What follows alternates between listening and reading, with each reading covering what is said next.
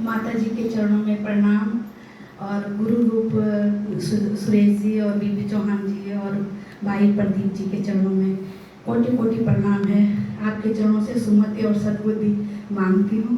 और मेरे को डायबिटीज़ है और मोटापा है, B12 मेरा नहीं है। और मैं सन 2019-20 में मुझे डायबिटीज़ पता चला था। उसके बाद में थोड़ा सा मतलब अपने दिमाग से करते थे, रात में मिलेट खाना, ये खाना वो खाना, और उसके बाद सर्च करा मोबाइल में, यूट्यूब में बीबी चौहान जी को सुना, फिर अपनी मर्जी से ये सब करने लग गई। 9 महीने तक मैंने ये सब किया, अपना वजन भी कम किया। 700 डायबिटीज़ थी मेरी, और उसके बाद इतना कम हुआ कि कभी कभी 70 आता था, कभी 80 आता था। जो चेक करता था वो बोलता था आप क्यों नाप लेते हो, आपको तो डायबिटीज़ है ही नहीं।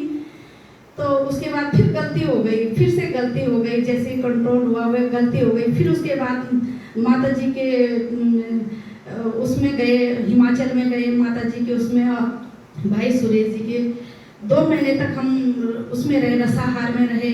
उसमें भी मैंने अपना वजन काफ़ी कम किया, मुझे बहुत फायदा हुआ, लाभ हुआ।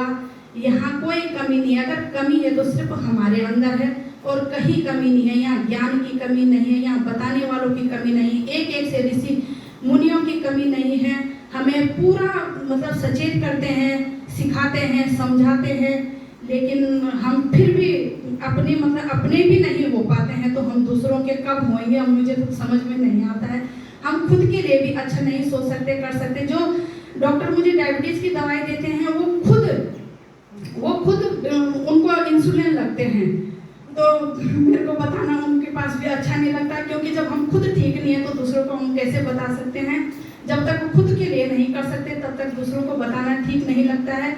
और बात रही मांसाहार की, तो मैं मांस कभी मैंने चखा भी नहीं है कि कैसा होता है, मुझे ये भी पता नहीं कि वो होता कैसे है। लेकिन दूध का बनाया हुआ मुझे सिर्फ मट्ठा पसंद है, बाकी मैं ना दूध पीती हूँ, ना घी खाती हूँ, कुछ नहीं खाती हूँ, लेकिन मट्ठा भी छोड़ दूँगी।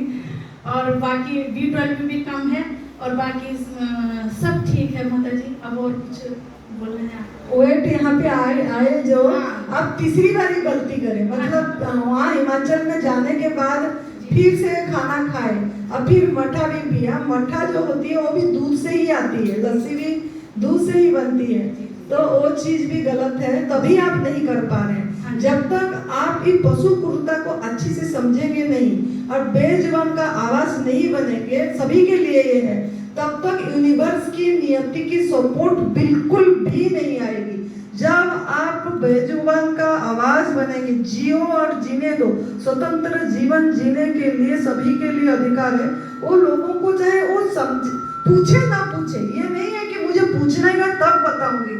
जो पहला कदम है हमारा एडवांस न्यू डाइट सिस्टम का, वो है एनिमल प्रोडक्ट समझ के, अंडरस्टैंडिंग के साथ त्याग करना, ना कि बीमारी ठीक हो बोल के त्याग करना। जब तक आप बीमारी ठीक हो बोल के त्याग करेंगे तब तक आप गलती करेंगे ही करेंगे। फिर ठीक होने के बाद जैसे आप खाए फिर खाएंगे, जब इसमें पाप देखेंगे, जब इसमें हिंसा देखेंगे, जब इसमें क्रूरता देखेंगे, तब आप ठीक तरह से छोड़ पाएंगे और लोगों को बताएंगे। खाली आप छोड़ के चुप होके बैठ गए, ऐसा होने से भी आप नियति का सपोर्ट नहीं आएगा। जब आप अस्पतालों में जाओगे, पार्क में जाओगे, चाहे वो समझे ना समझे, आप आपका कर्म करना, बीज डालना आपका काम है। अगर आप बीज डालेंगे, वो करे ना करे वो जाने, आपका कर्म आपको पीछे का साफ करना है। तो अगर आप ये करेंगे जरूर नियति से सपोर्ट आएंगे। हम देखे हैं ऐसे, हमारे पास बहुत साधक आते हैं जो ये नहीं करते हैं, वो ठीक नहीं होते हैं। खाली इस आहार पे रहने से भी थोड़ा आराम आती है, फिर गलती भी करते हैं। और जो इसको समझ के त्याग करके बेजुबान का भैंस प्राणी का भैंस बनते हैं, वो लोगों को नियति का यूनिवर्स का सपोर्ट आती है और वो कर पाते हैं। तो आप तीसरी बारी गलती करें, कम से कम तीसरी बारी में फिर भगवान 3 बार माफ, फिर हर माफ नहीं होगी। तो इसके लिए इसको जब ये आके जाके करें, जाके करिए। वेट कितना कम हुआ ये बताइए मुझे। जब मैं 2 साल पहले हिमाचल में गई थी 10 दिन रहने के लिए, तो 5 दिन लगातार निर्जला था, और एक दिन रसाहार करते थे, दूसरे दिन निर्जला करते थे, तो उसमें मैंने 10 kg अपना वजन कम किया था। और यहाँ आने के बाद मेरा 2-2.5 kg वजन कम हुआ है, क्योंकि निर्जला भी नहीं था और फरूट पे थे, और आते समय भी मैंने खाना नहीं छोड़ा था। क्योंकि सुरेश जी हमेशा बोलते हैं जो बोलना है सच बोलना है, तो सच बोलते हैं।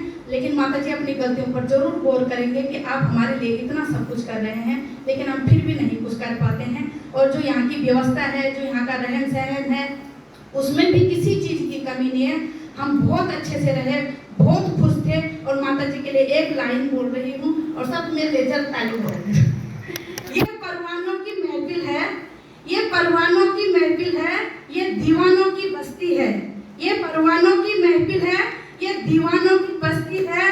और यहाँ जो चीज मिलती है उसी का नाम मस्ती है। यहाँ जो चीज मिलती है उसी का नाम मस्ती है।